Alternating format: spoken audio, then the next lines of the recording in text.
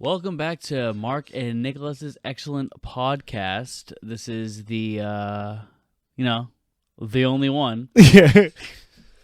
So today we continued our journey into Cindy LeMay, watching some of my favorite LeMay films as Nick wanted to learn more about the man, and we watched my favorite, which is Dog Day Afternoon.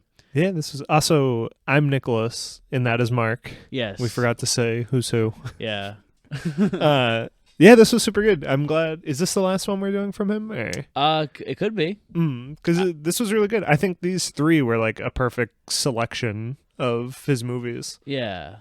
He has other great ones for people who are still interested in the LeMay. I'd say watch The Pawnbroker. I've actually heard of that one too. Yeah, we mentioned it last week. The Holocaust pawn shop guy. I'd also highly recommend Serpico, Network, Before the Devil Knows You're Dead, and The Verdict. These are all phenomenal. Also, The Offense with my boy Sean Connery. Anderson Tapes is not as good a movie, but it has Sean Connery in it, so I also recommend that one. He's a fanboy. Yeah, and it's also another Christopher Walken role. Really? He was famous. Oh, that's pretty cool. Yeah, and what's another good LeMay film? Murder Orient Express is fine. He's talked a lot about that in the book. Yeah. That one's a fine movie. It's better than it's the best adaptation of that one. But that's not what we're here to talk about. We're here to talk about fucking Dog Day Afternoon, guys. I didn't realize that the wife showed up in the beginning part there. Yeah. So I picked this one because it's my favorite, and two because it fits in with the theme of the previous two, where it's all mainly one locale and no music. Except in the opening credits. It was great. Mark goes, this one also has no music. And then it starts with music in the opening credits. I was like, huh. Starts out with my man, Elton John. Yeah. And I was like, it starts, and I'm like, what is this? It sounds like some like poor man's Elton John or something. Like, this guy's really trying to be Elton John. And then I'm like, and it keeps going. I'm like, oh, this is pretty good. This is pretty good. I'm like, I like it. I'm like, is this Elton? Is this Elton John? I'm like, no, it has to be Billy Joel. It's got to be, poor man's Elton John. But, no, it's Elton. And I was just like, holy shit. Yeah, the one album Mark doesn't listen to. Yeah, well, the 170s record I haven't heard yet, Tumbleweed Connection, which is apparently one of his best. But, I just haven't. I've been listening to a lot of Captain Fantastic and the Dirt Cowboy, if you know what I'm saying. Anyway, this is from 1975. It's directed by, obviously, Cindy LeMay, and it stars my man Al Pacino and John Cazale, and it's a bank heist movie. Yeah.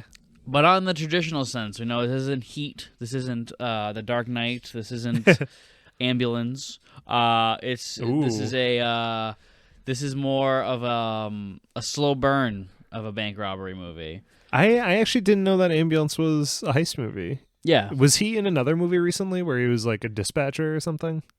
I think that one's called The Guilty. Okay. Those are combined in my head, and I was like, yeah. How is that a bank heist? It's like, that must be a long movie. Now, Ambulance is about, here you go, everybody. It's about this is modern too. Wow. Jake Gyllenhaal and his brother, Logan Lucky? They rob a bank. Logan Lucky? Uh-huh. But it all goes to shit, similar to this. And Logan Lucky. And so what they do is they steal an ambulance. Or like they shoot a cop, and then the ambulance goes through to pick up the cop. They end up beating up the ambulance driver and taking it, but they have the EMT in there still. And then the rest of the movie's in the ambulance. Well, that's interesting. Yeah.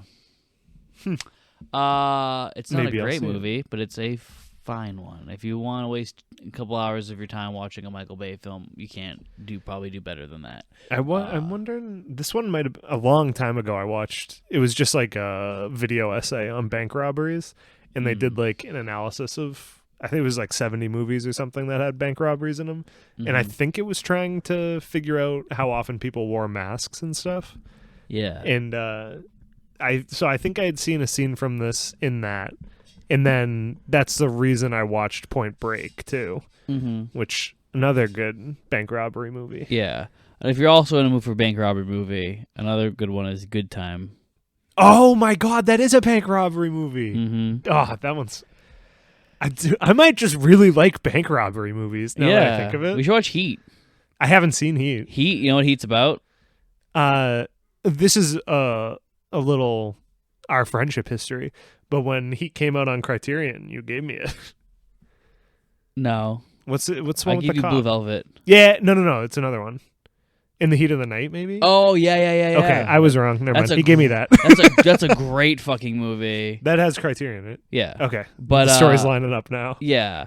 No, Heat is a bank robbery movie, or it's like this group of criminals, Robert De Niro and Val Kilmer and a couple other guys, and they're trying to rob this bank, and there's somebody on his trail, the detective, and his name is Al Pacino. Oh my God! And you know the scene in The Dark Knight when they have like the interrogation scene with the Joker? The Joker, baby.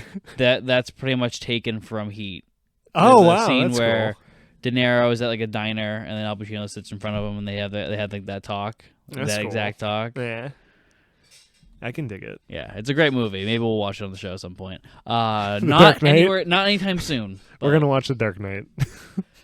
No, we're not. This was a super good movie though. Starts out in the bank. We're gonna be in this bank and right outside of the bank for like 2 hours. 90% of the movie.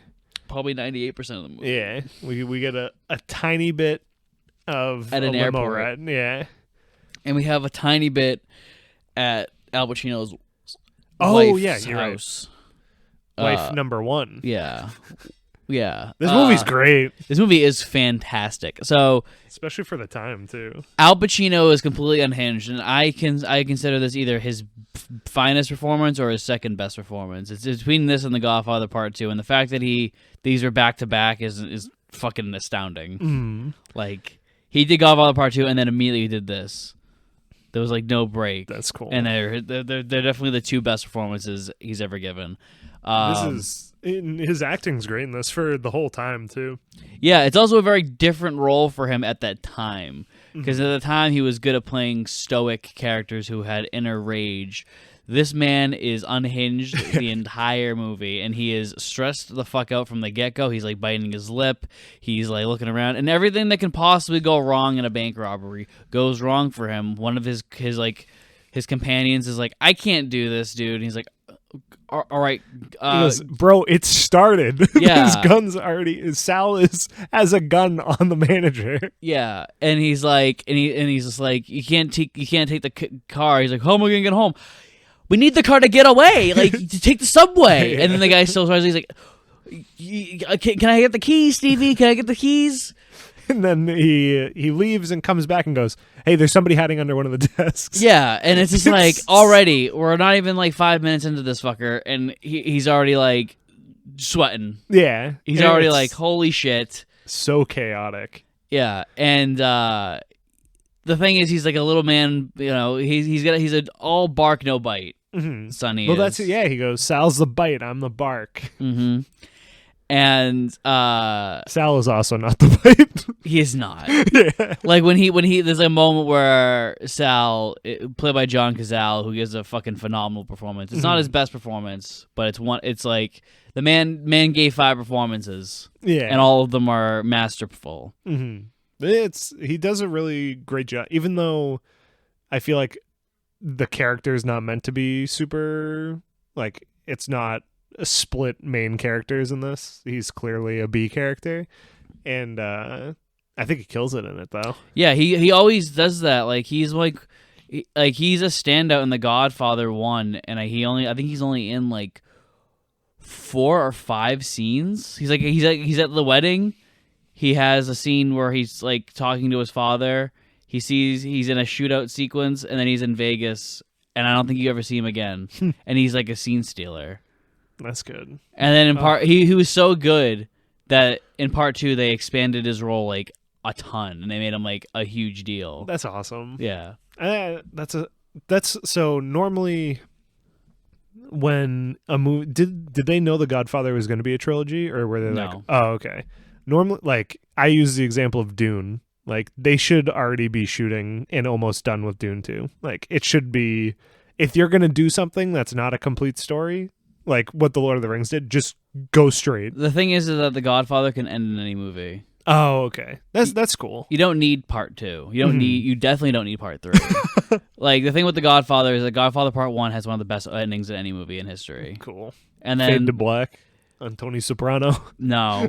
Like, I can't spoil it for you because you haven't seen it, and like Nick, it's like, I'm excited. it's a perfect ending to a movie. But then the thing is, The Godfather Part 2 is probably like the second greatest ending I've ever seen to a movie. It's like perfect. Good. The thing is also like, I don't know if you know that. Like, well, we'll talk about that when we talk about The Godfather. We're not talking about The Godfather. We're gonna do The Godfather in a couple months, or something. Because that's like the only benefit I think of not immediately starting shooting the sequel is you can actually get audience feedback. Like, besides test screenings and stuff, like, everybody's like, "Oh, Sal, that guy's good." Yeah, and they're like, "Okay, he'll be a main character." Yeah, it's like, otherwise he might not have been in the second one if they just rolled with. I mean, it's like Star Wars. The episode 1 came out, and then they were like, "That Jar Jar guy's killing it. That Jar Jar guy's got to go away." Have you seen Fanboys before?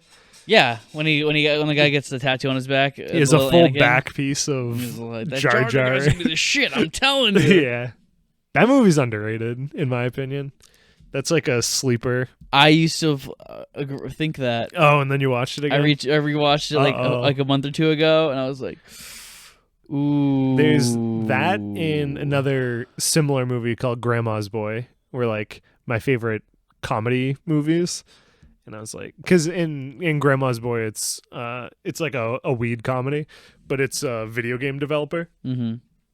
And I liked it because there's a lot of nerdy references. And then obviously Fanboys. I was like, now that I think about the main plot of Fanboys, it's all right. The plot is the good thing. Really? Everything else is the bad thing. I'm just remembering specific scenes and being like, oh, I liked that. Maybe we can watch Fanboys. Maybe we will.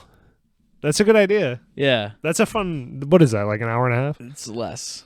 Oh, yeah. Music to my ears. It's like 88 minutes or something, or 80 minutes. Oh, my God. Why go feature length when we can go sub 90? Yeah. Anyway. And speaking of film length, I think this is like the perfect length. There is a little bit in the middle where I was like, I looked at my phone. When? It was...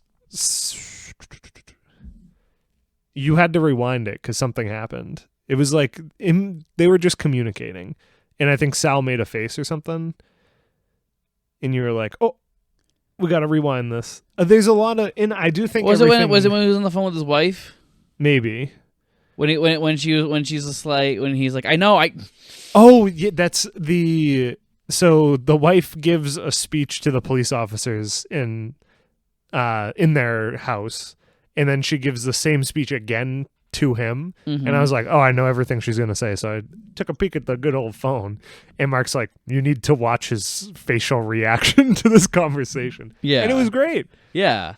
So yeah, when we were saying Sal is also not bite, there's a point where Sal is... So yeah, spoiler alert, everybody, as per usual with our show.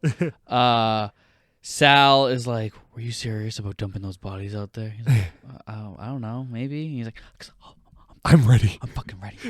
He's like shaking, and it's like he's not ready.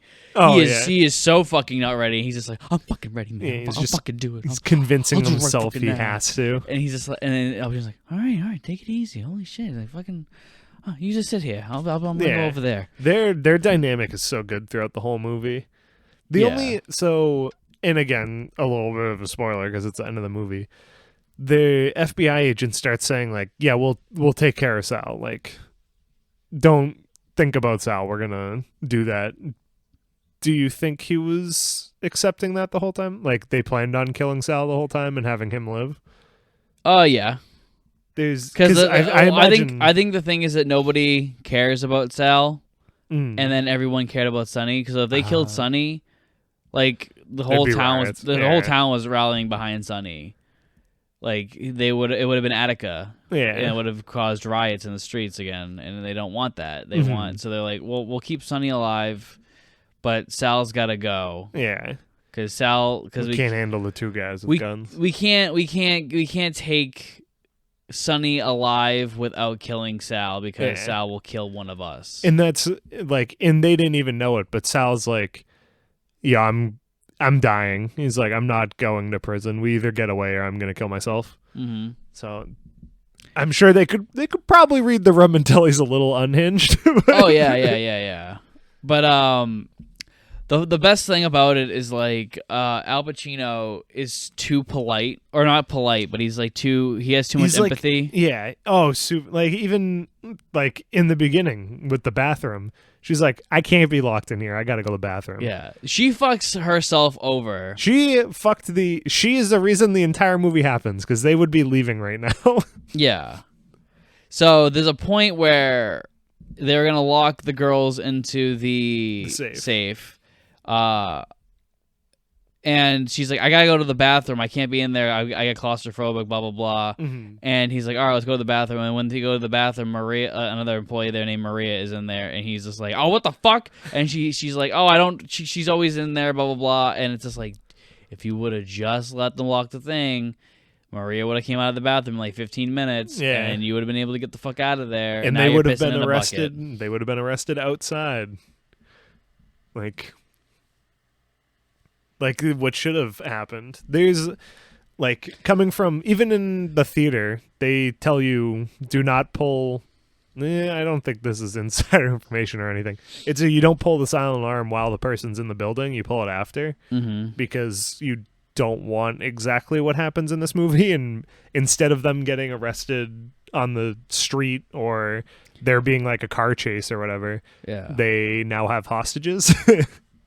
Yeah, it's like that thing in Good Time when they don't pull any alarms. They just give them the money. Yeah, and then they know it's impact, so they're like, whatever, take it. I don't care. Yeah, it's insured. Yeah, it's so anyway. Because in this movie, it is the smoke coming out from the vent that does it, right? Yeah. Okay. Yeah, Al Pacino is doing this weird thing where he's burning like. So it's the traveler's checks. They can write whatever they want on them, but that is like the log of who got all the checks. Mm-hmm. So he's burning that instead of taking it with him. Yeah, because he's not. The thing is that these aren't the brightest guys. Yeah, because he worked in a bank, so he knows all of the little secrets of what they try to do. Mm-hmm. But at the same time, it's like, because he thinks he's smart. Yeah. You know, it's one of those things where he thinks he's a master criminal, but he's not. He's a fucking idiot who just worked at a bank, and so he knows how certain bank protocols go. And the managers have to talk him through how to do everything in the bank robbery. Yeah. And he's just like, he's panicking, and like once he burns that, and then the vent, like, smoke start coming out of the vent, and then like, I think maybe the bank manager gave the other guy like a coded message. Yeah. Of being, or like, maybe he looked distressed or something. Yeah, because I mean, the manager throughout this movie seems to genuinely not care and just be like, I literally don't care. It's all insured. I just don't want people to get hurt. Yeah. So just like, go do what you want. And there's a point too where he's like, I told you to go. Yeah, you're like 30 minutes ago and you stayed. Yeah, you wanted to burn books and shit. Like, you could have just taken that with you and burned it outside. Like, you could have just done, like, yeah, like, the thing is that the movie tries to frame it as, like, a thing of, like, you should feel bad for Sonny at times, but like, it's literally all his fault. Like, everything is his fault. Like, I love him, but, like, yeah. Oh, yeah, everything happens because of him. Yeah, like, he could have gotten away very easily. Yeah. He could have taken his, what was it, $1,100 or some shit? Yeah.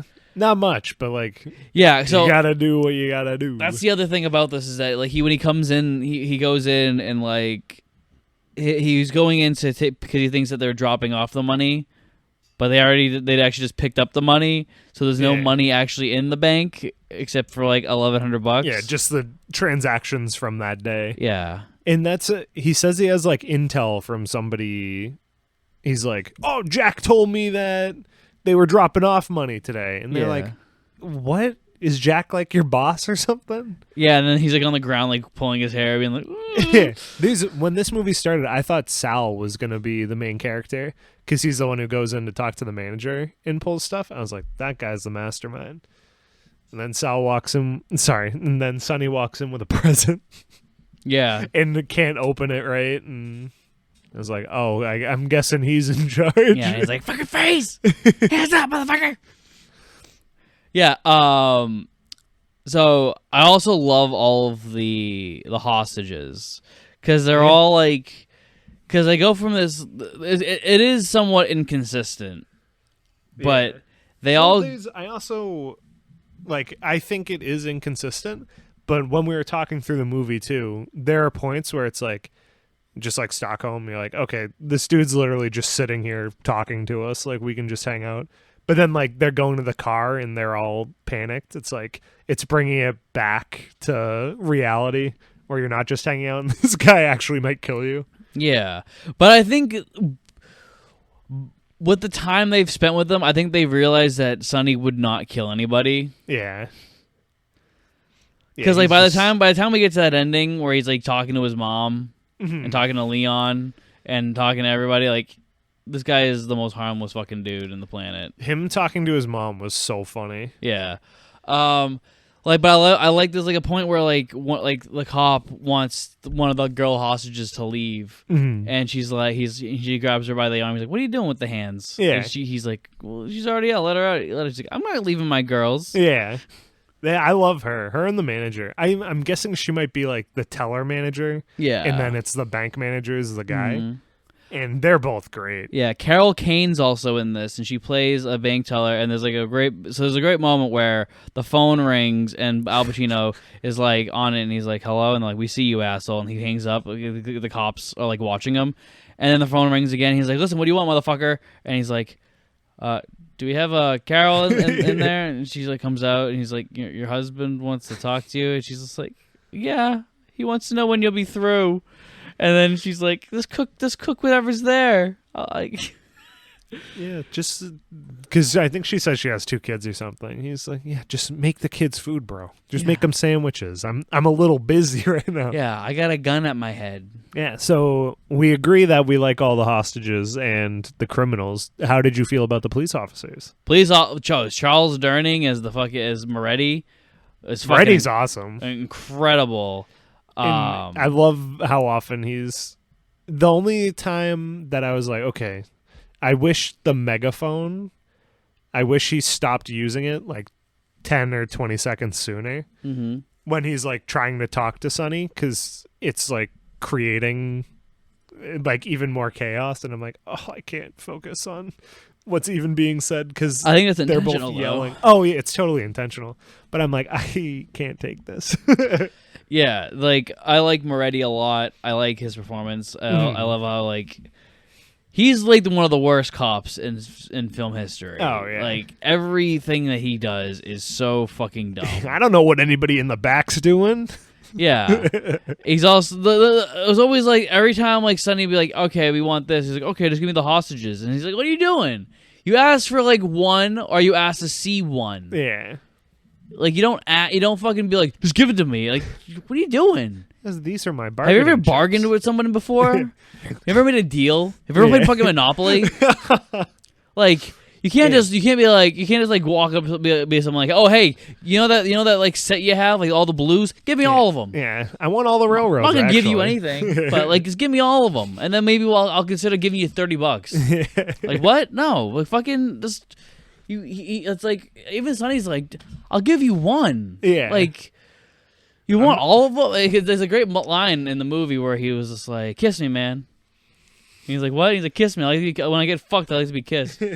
There's another great line too with the FBI agent who comes in later, Sheldon, who he's like, "We're done giving you favors." Yeah, he's like, "Favors? We're negotiating hostages. You haven't done shit for me." Yeah. He goes, "I don't know if they told you about what's going on, but I'm giving you a hostage for the limo, one for the plane, and then once I'm on the plane, everybody can go." Yeah. It's like favors. Yeah, I was all right with names in this. Yeah, I'm shocked. Yeah, there's usually Nick's like, yeah, we were watching this movie with a secret agent. I don't remember his fucking name. He's played by Sean Connery. Yeah. I don't know why this one. I don't know if it's. I wonder what it could be. Yeah, because I didn't remember the main cop's name. Moretti. Yeah, Moretti. Maybe it's last names or what messes me up. Maybe. I'll have to try to pay attention to that. So before you say anything, we've covered basically everybody except the crowds. I love the crowds. Oh yeah, the crowd is great. So if anybody knows anything about me, is that I love the 70s. I love the aesthetic of the 70s. I love the way that things look, the way things sound, the way like people look, like their faces look, dressing, their clothes, the cars. I love the trash in the streets. I love the trash in the streets. I like how the buildings all look like they're about to collapse. Yeah. I love like the graphic design. I do the graphic design's fan. Even like the do not block, like this is driveway signs. Yeah. This look at that. Jared's bar. Yeah. It looks gorgeous. Yeah, and it's literally just that in a regular font. Yeah, I like those like the fucking the ray gun cameras. Yeah, the ray gun cameras. I was saying like the locks, like the steel locks that they have like covering stores and stuff, storefronts. Like I don't know. There's just something about the 70s that I adore. The way it looks, the way it feels. Yeah. It does. It feels gritty. It's nice. Yeah, it's just like the lapels are just out of this world. Is French Connection a 70s movie or is that later? Because that gives me the same like vibe. New York feeling from the city side of it. Oh yeah, there's nothing like 1970s New York. Yeah, it's not the best helicopters, but yeah. Well, Nick, what do you want? Fucking James Bond. I did. It's actually the Batcopter from Batman 66. There's a weird. This scene's actually pretty weird, where the helicopters like talking to each other, but it's like not. There's no dialogue, obviously, because it's like loud, and the cameraman's like, "Okay," and he waves bye to him and stuff.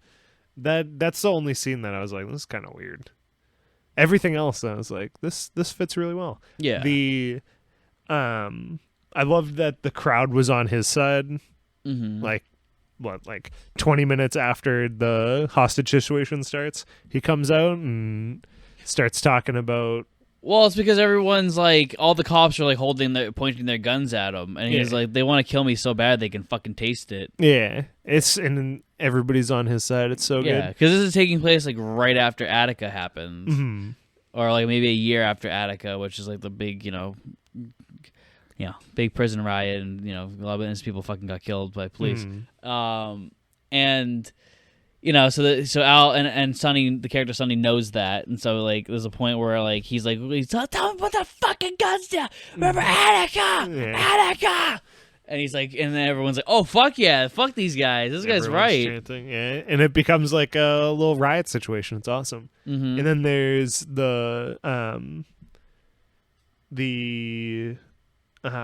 when does it happen? Oh, it's after Leon shows up. Yeah. Once it comes out that Sonny is bi, there's a whole gay community like pride march that shows up to support Sonny. Yeah. And it's so great. What was it? Out of the closets into the streets? Yeah. Which that's just like a good chant for any pride event. Yeah. And the thing I like about this film is that you have a tendency, usually in films from the 80s, not so much the 70s. 70s actually have a lot of great queer representation, which you wouldn't guess. Yeah, and that's even, like, I was ready for Leon to be, like, a joke. And all the cops are like, they have, like, one scene where they're like, we went to the address you gave for his wife, and this person was there. And then Leon, like, explains her story and everything. Yeah. Like, if anyone's looking for some good LGBTQ films from the 70s, there's this one called Boys in the Band, which is directed by William Friedkin, who directed The French Connection and The Exorcist. Dude, I didn't know that he did The Exorcist too. Yeah, that's sick. He had like this incredible streak of movies, and then he like did nothing worthwhile after that. But Zuzu.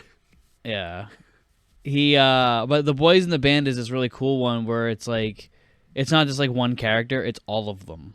Cool. It's all taking place in an apartment, and it's like a birthday party for one of the characters. Oh, that's cool. And it's like the drama is insane.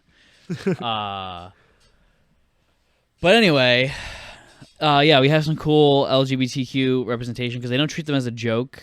Yeah, they just show it, and it's not like a modern day thing where it's just like a token thing that Disney can easily edit out of their China release. Yeah, they're not trying to be like, look, we're showing two girls kissing community. in the background of in the far background, out of focus. In the we Rise see of Star Skywalker. Wars. Yeah, this is like it's like a central part of Sonny's character too. Gaston's servant in Beauty and the Beast is in love with them, but in a sequence that can be easily edited out of the plot for the China release. Yeah. Yeah, and I'm this sure this one, movie did great in China. Yeah, I bet. This one, they just show it, and they just like, this is who he is. This is a true story, by the way. This really happened. A lot of it did. There's some things that in the movie that didn't happen in real life. Like exaggerating it. Sometimes the two things they didn't let him talk to his wife, not Leon, but the other wife. Okay. And they didn't let him talk to his mother. Those two things did not happen. I think those could have been cut, and like they're great scenes, but I think it doesn't destroy the movie. I think that the wife is. Oh no, you're right. That shows that's like his breaking point. I think the mom thing could be cut. Yeah. But then, I'm fine with her just showing up in the beginning because I'm fine with the dad showing up. Yeah, and he's like, well, I do asshole. like the scene because I just like. That, it's great. I just like that the lights go out and then stuff, and then like they're all sweating, and then like. And like Sonny, and he's like, "What do they want?" He's like, "Oh fuck me, it's my mom." Yeah, he like the camera pans up, and you can see his mom in the middle of the street through the glass doors. Yeah, and he's like, "Oh fuck, it's my mother." It's so good. Yeah. So I'm trying to think of things I really like. So obviously I love the aesthetic. I love the fact they had Elton in it. I love Al Pacino. I love John Cazale. I love the whole cast. Yeah. Once again, Sidney Lumet does not disappoint. He proves once again without a shadow of a doubt he is an actor's director. There's I watched The French Dispatch again. Do you think Wes Anderson's also like an actor's director, and No. that's why why does everybody want to work with him? Because his movies make a lot of money and they're artistic and they're iconic. Did French Dispatch do well? I can't wait during COVID, so probably not. That's true. I know Budapest did. Yeah, Budapest did. Island Dogs did. Mm. All of his movies usually make money. Makes sense. I would say like a good example of an actor's director nowadays, like Paul Thomas Anderson, where like usually if you do one of his movies, 9 times out of 10 you're gonna get nominated for an Academy Award. Yeah. Yeah, I'd have to look up. I don't know if anybody's really. Maybe Wes Anderson kind of is. I'm trying to think of like. I think his aesthetic is too strong for that to be true though. I think he's just like a straight auteur. They have to fall into that line. Like you can't be too creative with it. It's like Kubrick does the same thing where all of the actors in his movies are all like perfect, but it's also like it's not because he's an actor director. He's actually the antithesis of that. He's an aesthetic. Yeah, he goes, "You're going to do 70 takes until you get the one I like." Yeah, and I think that Anderson is, like I said, like Wes Anderson's more of like an aesthetic thing. And no, I'm totally with that. Yeah, because in my head I'm like, I could be wrong. Because Bill Murray's sound off in like, the comments. I will do literally everything you do. Yeah, I think. Well, that's also I think he just writes roles that Bill likes. Yeah, because in their friends, like everybody who's been in the first like handful still comes back. Is I guess why I was like, oh, but I guess that could just be like. Yeah, they're friends at this point. Yeah, I mean, we have a similar thing, and I'm not an actor's director. I'm an antithesis of that. That's true. Well, that's because you just cast Chris and everything. Yeah, well, because he wants to work with me. That's true.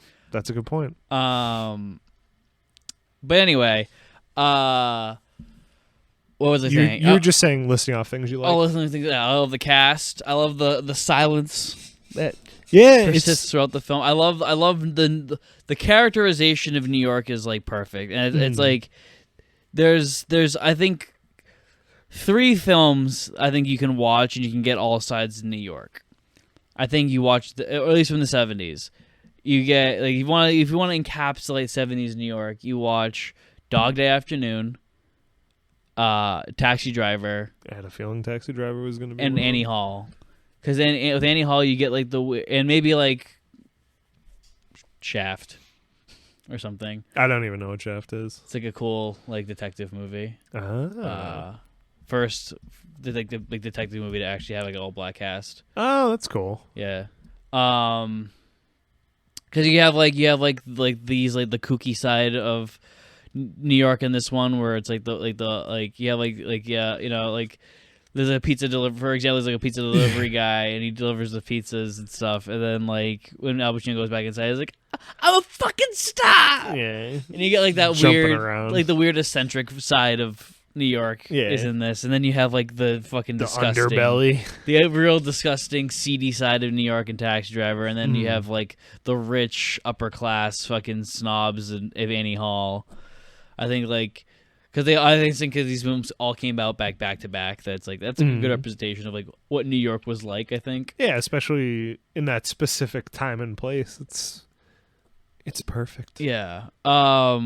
Let's talk about some of the other like the side characters. Like the mother is like the perfect New York Jew mother. Oh, she's super protective of her son and is like, "Oh my God, what does he do? I would have given him the money." Yeah, my little baby boy, he could have came to me. He's like, why would you have to rob banks? And you have a sucker for a mother. Yeah, just not my son anymore. Yeah. The dad. Yeah, I also like the misdirect that they do at first with the wives. Yeah. Oh, that was I didn't see that coming at all. Yeah, no one ever does. So there's a point where Sonny's like, "Yeah, I want you to get my wife," and they're like, "Okay," and he gives them an address, and then we cut away, and we have his wife, this woman who is. With two kids, who's slightly overweight. I'm only saying this because that is a plot point of the film. Yeah, it comes up later. And she is like, "I don't know. I heard it on the radio. He's been crazy lately. He held the gun to me, or he yelled at me to go on the kiddie ride. I thought I'd be ridiculous." He said, "Get on there, fatty," and stuff like that. And like the cops are like, "Okay, all right." I was like, "Mark, I don't want to hear it for the third time." But when they're like, "Sonny, we have your wife. Your wife just arrived," and he goes outside, and then what comes out is this person named Leon, played by Chris Sarandon, who famously is the voice of Jack Skellington in Nightmare I'm Before glad Christmas. you said voice this time. Fuck you, Nick. He said Leon is the person who played Skellington. I was like, wow, I thought that was claymation the whole time. Yeah. Jesus. Anyway. I got jokes. He does got jokes. Nick's going to be doing a tight 5 next episode. Anyway, Leon comes out and everyone's like, "What the fuck is this?" And like, we went to the address that he gave. This is who was there. He says that he's his wife. You know, what do you want me to do about it? Yeah. And he's like, "Leon, happy birthday!" And he passes out. Yeah, Leon goes straight down. And then like Al Pacino goes to the phone. He's like, "What the fuck? What the fuck's going on? What's going on over there?" You know, and he's like, "Yeah, he passed out. What the fuck you want us to do about it? He doesn't want to talk to you." What do you mean he doesn't want to talk to me? He doesn't want to talk to you. And then he goes, "I'll work on it." Yeah. And hangs up. And they have the highlight of the film. I think a lot of people's favorite moment is the Atticus stuff, or when he's on the phone with the news, when he's like, and like the news, that's really good. the news stuff. Yeah, where he's like fucking. Like, how much do you make? Yeah, and he's like, "Why don't you tell me something, motherfucker?" And then hang up on, and they hang, hello. It's a we live in a society moment. Yeah, and yeah. So Leon finally talks to Sonny. And for me, it's the best scene in the movie. This is my 2 favorite scenes. Is this one moment where Al Pacino's like, "All right, we're gonna get out of here, Sal. We're gonna fly to any country you want. What country you want to go to?" And Sal thinks about it. He's like, "Wyoming." And then Al Pacino stares at him. He's like, "Wyoming? Why? That's not a country, Sal." And Sal's like, "Oh." He's like, I'll think about it. Yeah, I'll figure it out. My favorite part of that is Sal's like, "Huh," and then Sonny's like, I gotta go. I'll figure this out. I try to include you. You say Wyoming. But no, my favorite. Look at that fucking graphic design right there with the elephant. I love that. That's so awesome. Turn your vacation dreams into reality in Argentina. No, where do they want to go? Argentina. Oh, yeah, look at me. No, I don't think it is Argentina. I think it's like an African country. It's not? I don't know. It might have been an African country. Well, I don't know. It starts with an A. It does. And it ends with an A. We'll get there. It'll probably eventually pop up. Well, it's important because I'm about to bring it up. Just say Argentina, and then we'll Okay. fix it in post. Okay, cool. So Leon and so the cops lie to Leon, and they're like, "You're an accessory to this," and Leon's like, "No, I'm not. What? You can't put this on me." And they're like, "Yeah, we can actually. We can do whatever we want. We're the police." And so Leon finally agrees to talk to Sonny. What? Yeah, I looked up where do they want to go, and it says Wyoming.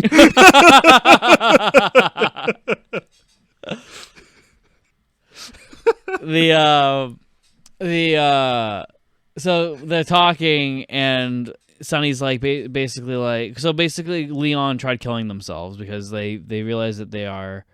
It's Algeria. Okay. That's how I was like, I'm pretty sure we're wrong, actually. Yeah. I feel like it's shorter. So Leon tried killing themselves because they believe that they're a woman trapped in a man's body, and they wanted to get the surgery, but they could never afford the surgery, which is I think like $2,300. I think 2,000. Oh yeah, probably because in the will, Sonny leaves $2,700. Okay. But he says if there's anything left over, use it for whatever you want. Yeah.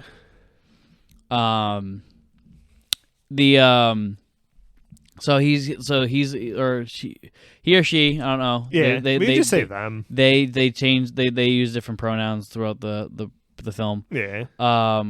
They are like, they're fragile at this point because they're coming from a hospital. They just had a bunch of tubes in them and whatnot, and they had taken a half pound of pills to try killing themselves because of Sonny, because they wanted to get away from Sonny because Sonny's crazy. And now they're on the phone with Sonny, and Sonny's just like, "Listen, I just want to know I love you, and I want you to have the money for the surgery, and I want you to be at the airport just to say goodbye to me, and I don't, if you want, you can come with me." And he's like, "Come with you? I went to the hospital to get away from you." Yeah. And and then then he's like, "Where are you even going?" And he's like, Algeria. No, why? They're all weird there. Yeah, they're a bunch of crazy people. They got a bunch of things on their heads and wear masks. They're a bunch of crazies. And then he's like, I don't fucking know. So I want to go to Wyoming. All right, that's what I'm fucking dealing with. Okay, Yeah. All right, that's what I'm dealing with here. And then he's like, maybe I'll go to Denmark or something. Oh yeah, that's much better. I think he's like, oh, you're in there with Sal? Yeah. Wonderful. Yeah. I bet he's shaking. He's like, oh, yeah. And, like, that scene is, like, so beautiful. Like, the chemistry that they have, and they never share the same scene. Oh, that's a good point. They're Yeah. never in the same shot. That's interesting. But they have such good chemistry over the phone. Yeah. And it's amazing. I love it. And there's another great bit, so like where they're like, tell them that I didn't have anything to do. It's like, are they on the phone? Leon, what are you doing to me? And he tells me he had nothing to do with it. 4 cops listening. He had nothing to do with it. Already had nothing to do with it. It was all me. Blah blah blah. All right, and then like, okay, are they off the phone? They don't hang up. And Leon's like, yeah. He's like, well, look what you're doing to me, Leon. All right, Jesus Christ. All right, what the fuck was that? That's it. I love the cops like don't make any sound, just nothing the whole time. He's like, I know you listen, just say something. Yeah. I'm asking you guys a question now, and they just don't say anything. Yeah. I also love that right after he hangs up, he's like, "Give me an outside line," and then he calls his other wife because he is married to both of these people. Yes. And she's like, "Sonny, what the fuck's going on?" And he's just like, "All right, shut up. All right, I'm trying to fucking talk." She's like, "So I can't speak to you. He's just yelling." He's like, "Why you listen to me? Why you listen to me?" Yeah, it's a really good scene too, because you can see him getting beyond annoyed. Yeah. And she's like, I did everything for you. Yeah, and then there's like a thing that's like, it shows his empathy and his like love, his actual genuine, even though he's annoyed as fuck by her, Yeah. he does still have like love for her. Where there's like a part where she's like, I know I let myself get fat. And he's like, no, you didn't. No, don't say you're fat. Yeah. Don't say you're fat. Don't say you're fat. Don't say that. And it's just like, he's such a sweet, he's such a sweet guy. He's just insane. Yeah, he's just lost it.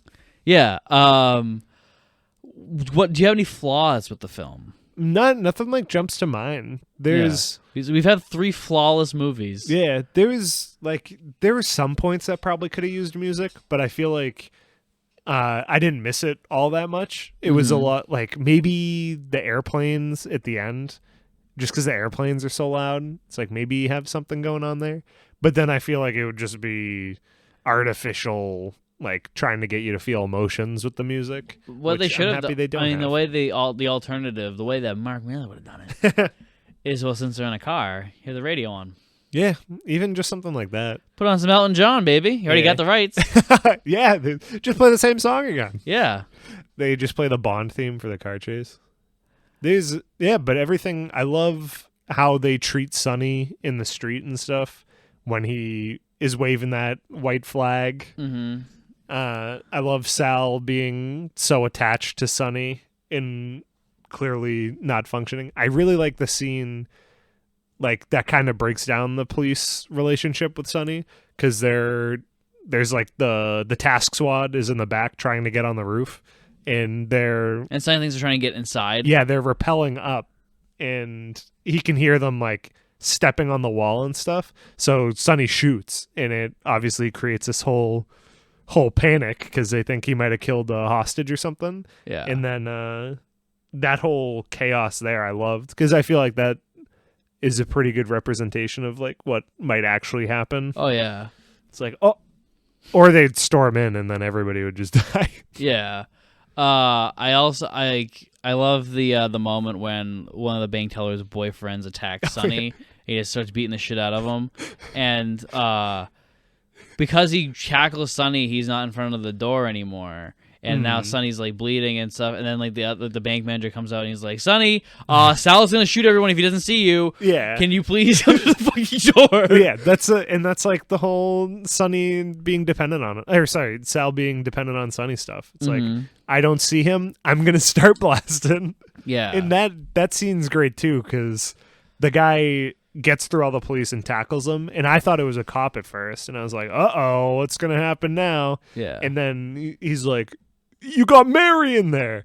And once the chaos is over, Sonny's like, "Who the hell's Mary?" He's like, "Why did that guy hit me?" Yeah. He's like, actually, you know what I don't really like? When they're on the limo. I'm just going to call it a bus. Let's just call it what it is. That's not a limousine. It is a limo. It's a bus. It's an airport limo. It's a bus.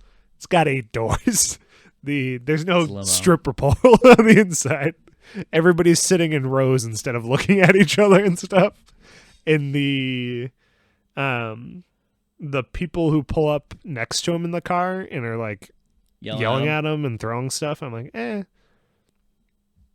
Like, well, I see the reason, because I think it's more of them showing that not everyone's on Sonny's side. Yeah. Like, the people who are there are on his side, but the people who aren't are not. Yeah, but like I don't know. It shows like the whole thing, because like that's why I think it's such a good representation of New York, where it's like it's a bunch of fucking people living in this crowded, in this tiny ass fucking spot, and none of them can agree on anything.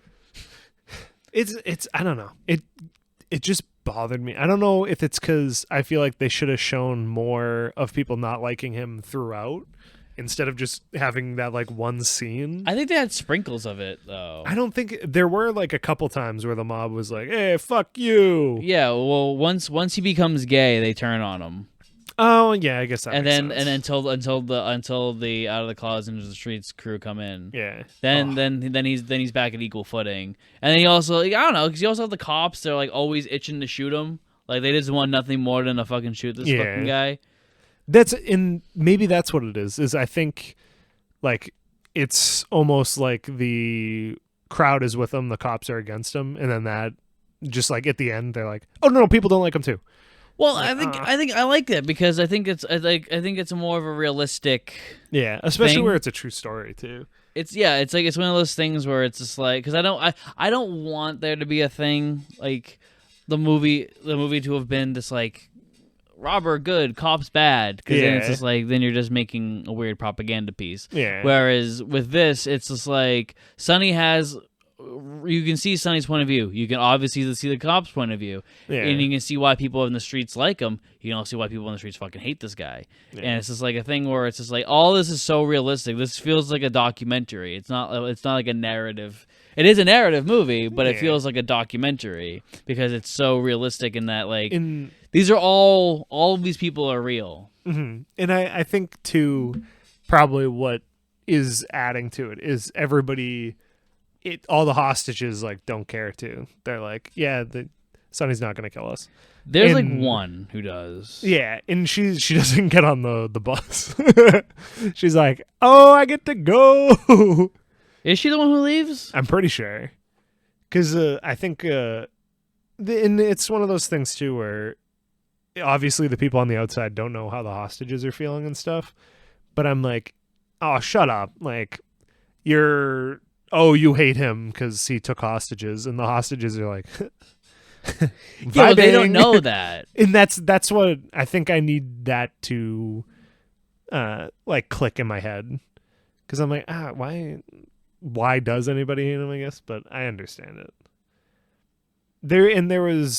I forgot that Al Pacino was in Scarface, and there was one scene where he looked up, and I was like, oh yes, you're Scarface too. Yeah. But I think I liked basically everything. We were watching the manager at the beginning when they're barricading the back door, and he's like, dude, I'm going to do everything I can to help you because I literally don't care. Yeah. He's like, I just want everybody to get out okay. And I was like, I like to think that's how I would try to do it too. Yeah. Just be like, I'm not going to be a hero. I'm just going to get you out of here. Yeah, I also like the fact that when he goes into a diabetic shock and they had to fix him and stuff, and then like I was like, all right, well you're going to be the one to leave, and he's like, I'm not fucking leaving, dude. Yeah. Like, you're not. I'm riding this roller coaster to the end. And he's like pissed too. He's like, I just wish you never came into this fucking thing. Oh yeah, and he's so mad too. Yeah. And Sonny's kind of like, huh, asshole. I thought I liked you. Yeah, I thought we were buds. I thought we were gonna hang out after this. We moved a table together. Yeah. I thought we were gonna hang out. We shared pizzas. Yeah, he gets some pizza. He gets some aspirin, or no? I think it's one of the female tellers is having some issue, and he gets her aspirin. Yeah, he also gets them Tab because the 70s. Is Tab even a thing still? I think I've seen it before because I knew what it was. So maybe it's like Tab was a thing for and when we were kids. Oh, so maybe I just saw it then. Yeah. There was Dr. Pepper, and I was like, that one's better. Yeah. You should drink Dr. Pepper. I just remember trying to buy a can of Tab when I was a kid, and my mom was like, that will give you cancer. Oh, God. And I was like, okay, I will not drink this. I will pass on this one. And another thing that I'm like, oh, I feel like he genuinely cares is like when the shootout could possibly happen, he's like, everybody get in the safe. Mm-hmm. And he doesn't lock it or anything. And I'm like, is he doing that to make sure they don't get crossfired if something goes off? Yeah. And I'm like, yeah, I like Sonny. Yeah, well, I think it's also like that's like his military training. Oh, that's a good point too. Yeah, well, and I don't know if we mentioned they're both Vietnam veterans too. Yeah. Very, very 70s thing. Yeah. I think it's a part of his like thing. He was in Vietnam. He has like that Marine mentality of like I have to protect hostages and I have to protect people who are unarmed, protect civilians, and so he's like immediately like, all right, Michael Crossfire, get in the fucking thing, get in there, get in the big metal room. Yep, and that close the door if you can. Just don't lock it. Yeah, just don't lock it because I can't get you out of there because you have the keys. I'm trying to think of another thing. I'm trying to think of just something. I think that's all of it. Don't like. Because there's always got to be something with a movie I don't like. I've had it with every single one that we've talked about.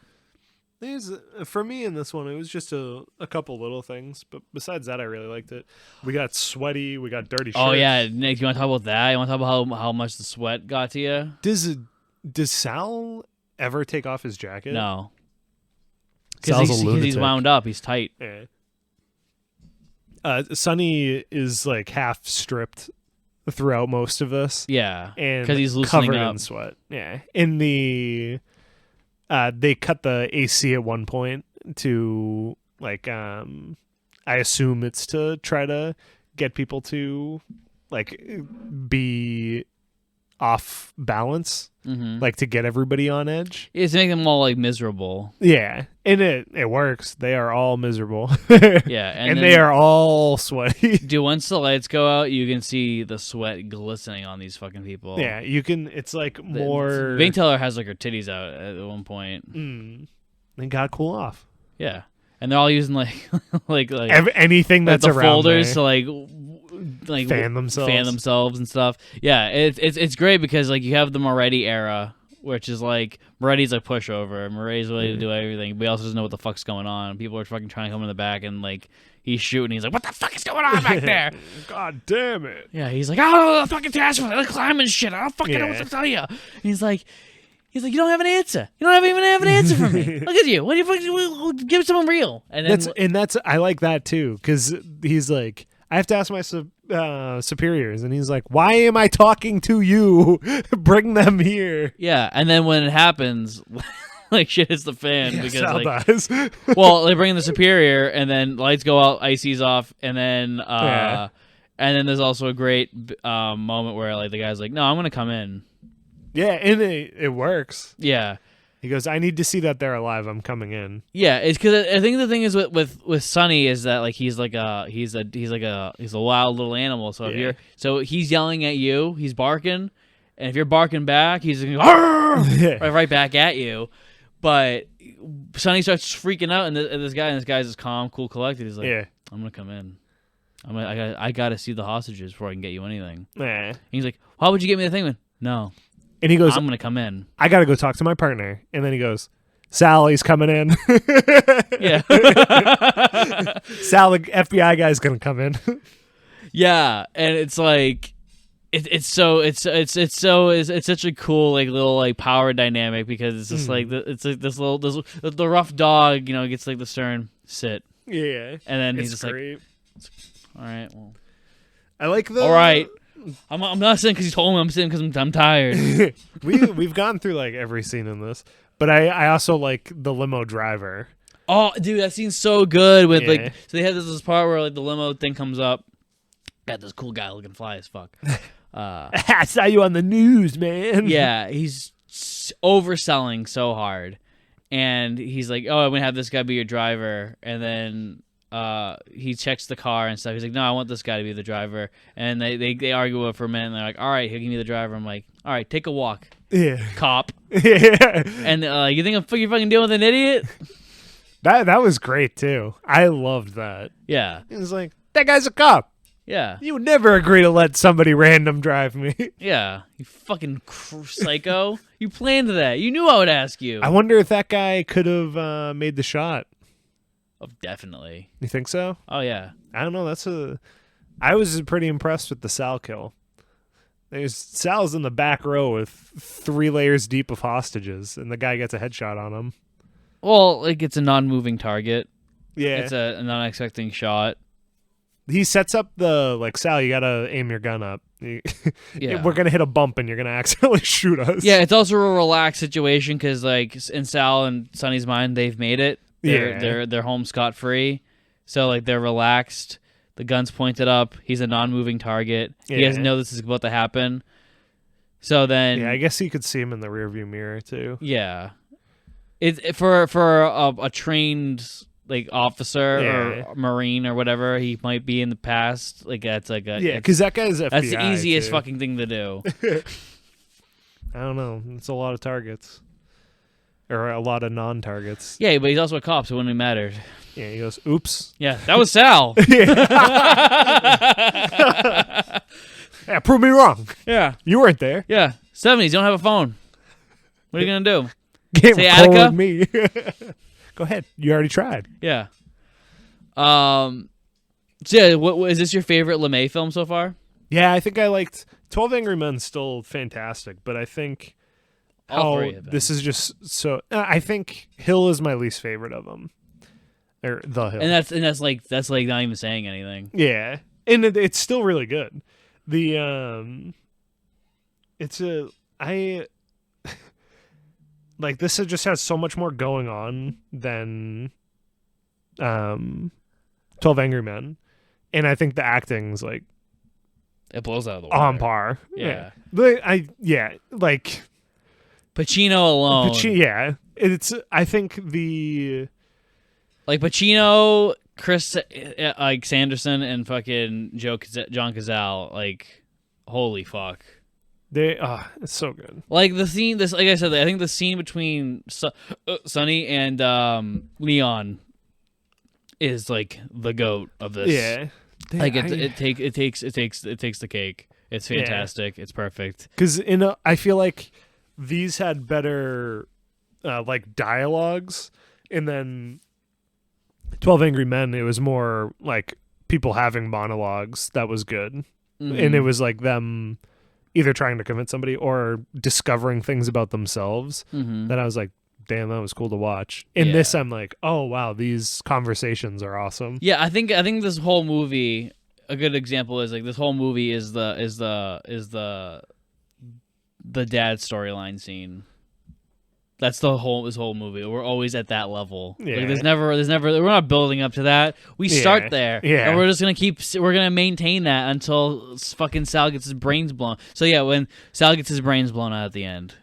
Yeah. And there may or may not be there is subtext that Sonny may have set him up.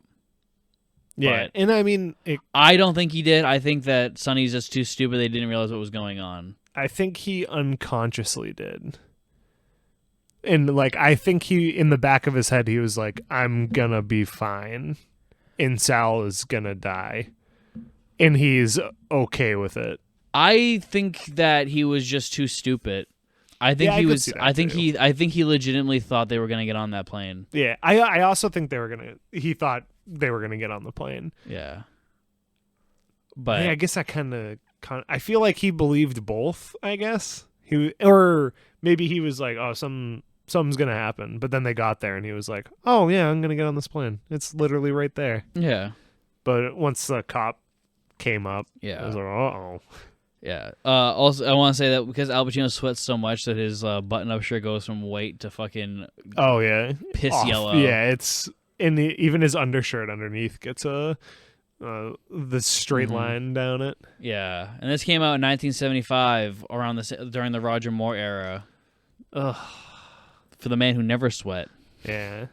God, what could have been? I know, right? Oh, I was talking to my aunt, and we were talking about how Live and Let Die could have been, and she agreed. Yeah. She was like, yeah, I wish it was somebody else. I was like, yes! Yeah.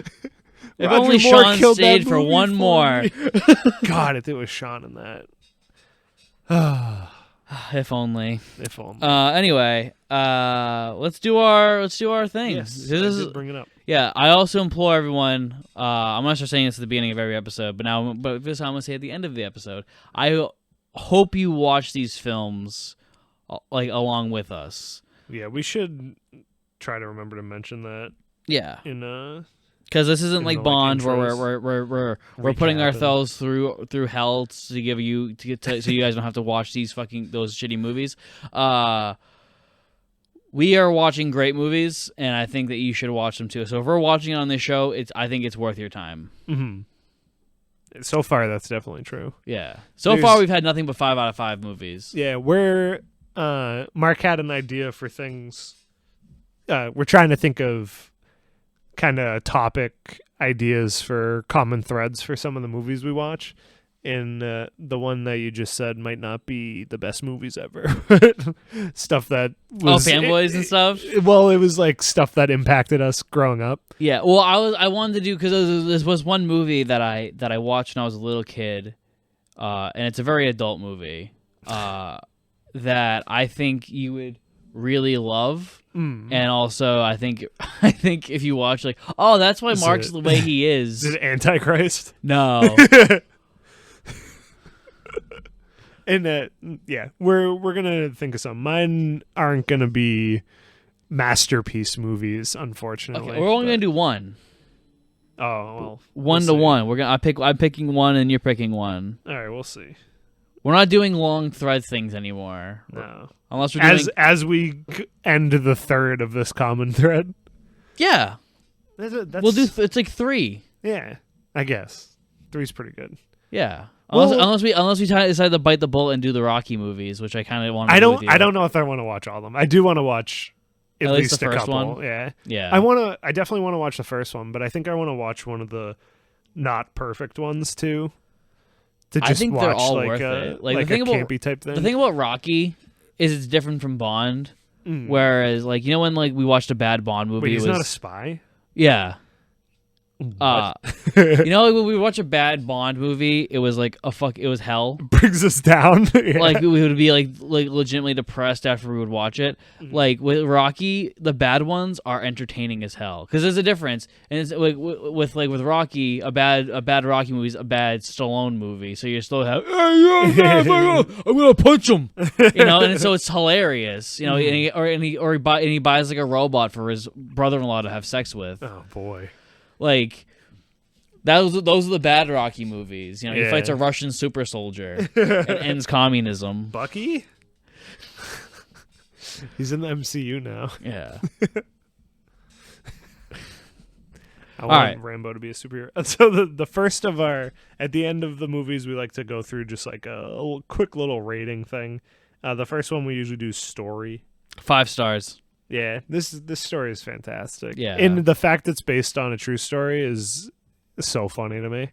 That just blows it out of the water. This is one of the ones where there's another movie that Nick Cage was in called Army of One, and it's about a guy who went to hunt Osama bin Laden. And I didn't tell my friends it was based on a true story, and at the end they went, wait, what? Are you kidding me? This is another one where I feel like people would be like, that was so good, and it's a true story? Yeah. It's great. Yeah. So good. The bits you said that were added with the mom and the wife, I think were good bits to add. Yeah, yeah. The next one's directing. Yeah. Oh, Cindy LeMay, baby. 5 stars. It's easy when it's him. Of course, it's a 5. Yeah. Again. It's funny, if you go on his IMDb page, when you read his like bio, like his first thing, like the first 2 names they compare him to are Kubrick and Scorsese. So that kind of says all you need to know about LeMay. Yeah. Oh, wonderful. Acting's the next one. Yeah. This is 5 fucking stars. Yeah, I think the hard part of this is going to be the standout performance. The standout performance. Well, actually, we could do that now instead of doing that at the end. Standout performance? Because I think there's a couple. Because I assume you're gonna pick Sal. Yeah, I think Sal's really good, but I feel like he is intentionally a good character. But I really like I forget his name, the first cop. Moretti. Yeah, Moretti. I think he did a really great job. Yeah. You just like really angry authority figures is what I'm saying. Because like that's those little 3 you picked. You picked like the dad and the and there's 12 Angry Men. You picked the head of the military prison in the Hill, and now you're picking the cop. No, you just like overweight. You like overweight. Was, yeah. You like overweight. I like dads. Check out those New Balances. I'm picking either Al or Chris Sarandon. Leon. Who'd you say? Al Al Pacino. Oh, okay. I feel like for standout, for me it's usually not the main character because Al's the best actor. Yeah, like, it's incredible. All right, well, with that logic, then I pick Leon. Okay, yeah, and Leon's great too, and especially for this part too. Yeah, just like that line I just love. I think about that all the time. Like they're wearing a bunch of masks on their head. They're a bunch of crazy people.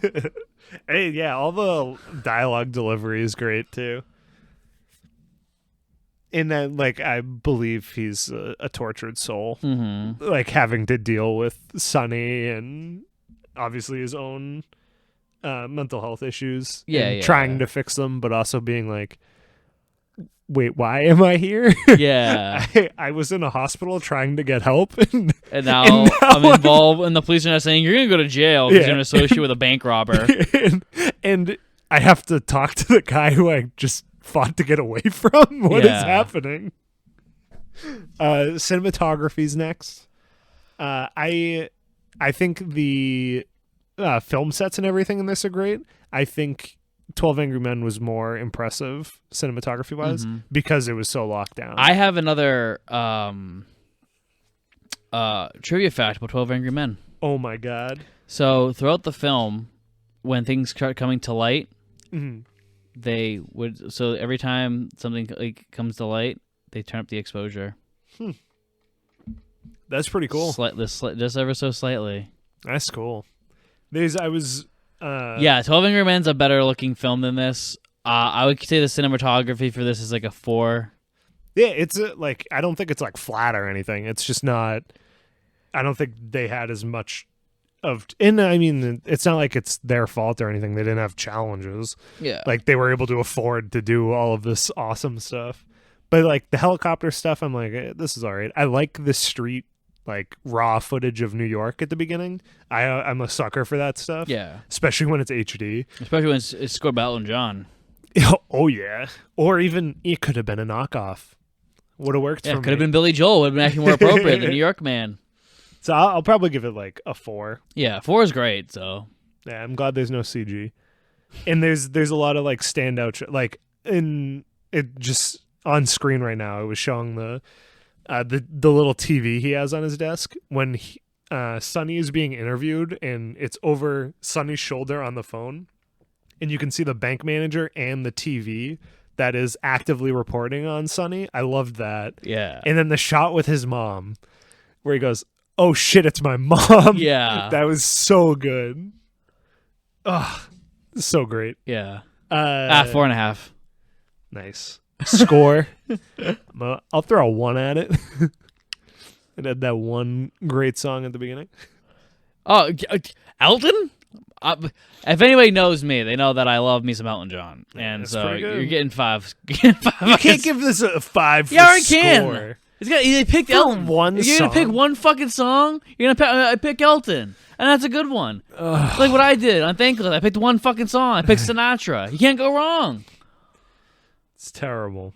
No, that's totally different. How is that different? Because that's like the score for the whole movie. Because it's like the movie's almost the length of the song. No, it's not. No, that has, because you have the thing in the opening credits and you have it at the ending credits. There's no music in between. What, the 5 minutes in between? The 6 minutes in between. Yeah, in this movie, the first 6 minutes has music, and then the other hour and 40 minutes has nothing. Yeah, but it's Elton, so it's 5 fine. stars. Yeah, fuck you. You're a nerd. I'm gonna give it a 1. That's good one song. It's though. like it'd be like a fucking you me asking me to like a fucking movie opens up with like a fucking McCartney song or Beatles song, and then you're like, but then doesn't have music. Like, I'm gonna give it 5 stars. It's a fucking Beatles song. I'm saying all of this, but I'm pretty sure I give Live and Let Die a 5, and it's just because of the Bond song. Yeah, it's literally just because of McCartney. But another example. So Mark made a little skit, which if you watch some of the other podcasts, you might see it. And he was playing it, and it was the score from Hereditary. And I got tiny little goosebumps, and I didn't recognize the song at first. I was like, damn, this is a banger. And I was like, this is a Hereditary song. Yeah. Now that's a 5-star score. Oh, the audacity. Art direction's the next one, which 5. 70s so baby. Good. Yeah. 70s kind of like a cheat code. Yeah. any movie from the 70s has like the best art direction. It's wonderful. They do a Clockwork really Orange, good like job. Jesus Christ. Is this something with the way the 70s looks? It just has like this weird, like their weird architecture and their weird like these. I I'm not the biggest fan of Clockwork Orange. Is it an artist house? The cat lady's house with the giant rape penis. scene. Yeah. I don't really dig that set that much. It's totally that vibe of like Art Deco, but it never really tickled it for me. Yeah, I was thinking like the Corova Milk Bar and stuff. That looks sick. Yeah. And there's some movies that do bar scenes so well, like Mean Streets. Ever see that? nah. There's the entire bar is like doused in red. That's pretty cool. I don't remember what movie this is, but it's a cop walks into a bar, and it must be in the 70s or 60s, and it's a all blacks bar, and it's a white French cop. Connection. Oh yeah, and he takes him in the back. Yeah. Yeah, dude. Mwah, the perfect. I loved it so much. Yeah. And he's like tough guying this quote unquote drug dealer, and then they get in the back, and he's just like talking to him. He's like, yeah, I gotta just, I can't just walk in here. it's gotta be a thing. And he's like, everybody get on the wall. Yeah. Looks so good. So, like I said, the 70s just looks like gorgeous, and like it's also like nostalgic for me because I grew up watching 70s movies, so I get nostalgic for like the it broke them wood panel walls and shit. And then last is editing. 4.5. It's not as tight as like The Hill, or it's definitely not as tight as 12 Angry Men. This is the loosest of the three, and it's which serves the story. Yeah. But I think there's moments that you can cut it a line here. Yeah, and I think it comes with the budget too, where you get more wiggle room. Like 12 Angry Men, you gotta be crisp. Yeah. or it's gonna start looking not great. Like this, it's like you can kind of have those kind of longer takes that you don't really need anything that's in there, but it kind of helps build especially in the bank. There are parts where I'm like, why are we still on this? Yeah. But it's good. I think the scene where Sal talks to the bank teller about having smoking goes on a pube hair too long. Yeah, that's a little bit much for me. And I don't know if that's a symptom of the editing. I think that might just be the writing. Yeah, because I don't even think that scene needs to be. It doesn't build character for either of them. It builds character for Sal. I don't know, where he's like, it establishes the idea that he's like a weird Christian dude. Yeah, like deep down inside. Or he's like, when they're sitting there, and he's just like, "Do what? Why? Why would I not smoke? Your body's the Lord's temple." Yeah, and stuff like that. It's like you're robbing a bank. But he's like drink. Yeah, and it's like it shows like the stupidity of Sal. Yeah, and I think it's because I was already so in sold. that camp. Yeah, that I didn't need that again. And because I almost think it took away from the teller manager's person. I was like, oh, I liked you, because she was like, I don't want to say buddy with Sonny, but she was like, I'm not leaving. I'm gonna like stay with you and the girls. Like, I'm not leaving. Then she's like, fuck you, Sal. You're a piece of shit. Before Sal dies, there's a moment where they're letting go one of the hostages named Maria. Yeah. And she's like, Sal, don't be nervous. I know it's your first time on a plane. She gives him like a good luck charm. She gives him it's a rosary. A rosary. And he kicks it, and he sits there. And then like the cops kind of each like, what the fuck? Yeah. Like, they like these guys? What the fuck's going on here? Yeah. And that's like, I love Sal. Yeah. R.I.P. But those are the things we do ratings for. Yeah, and I think overall this is a 5-star movie. I think it's the best film we've watched so far. I don't know if we're gonna do another LeMay film. We may or may not. Mm-hmm. We haven't decided yet. This is not like Bonding with Bond. This is the loosest fucking podcast. Yeah, we love it because of that. And just to mention, it's not anything important either. But on my Letterboxd, I made like a top 10 list of my like current top 10 favorites, because I think the top 3 things stupid, or top 4. I don't know how they picked 4, but and then I have like an honorable mention section too, where I'm gonna put the movies we do that I really, really like. If they don't hit the top 10. Yeah, I'm thinking about making my own list on Letterboxd where I just I log all the films that we watch. So you can keep track with us. You can see our ratings and you can watch along with us, and and let us know what you think. Leave a comment on our YouTube, and make sure you leave a good review for us on Spotify. It's the best way to help support the show. And well, thanks for listening, and we'll see you next time. Yeah, have a good one, everybody. Bye.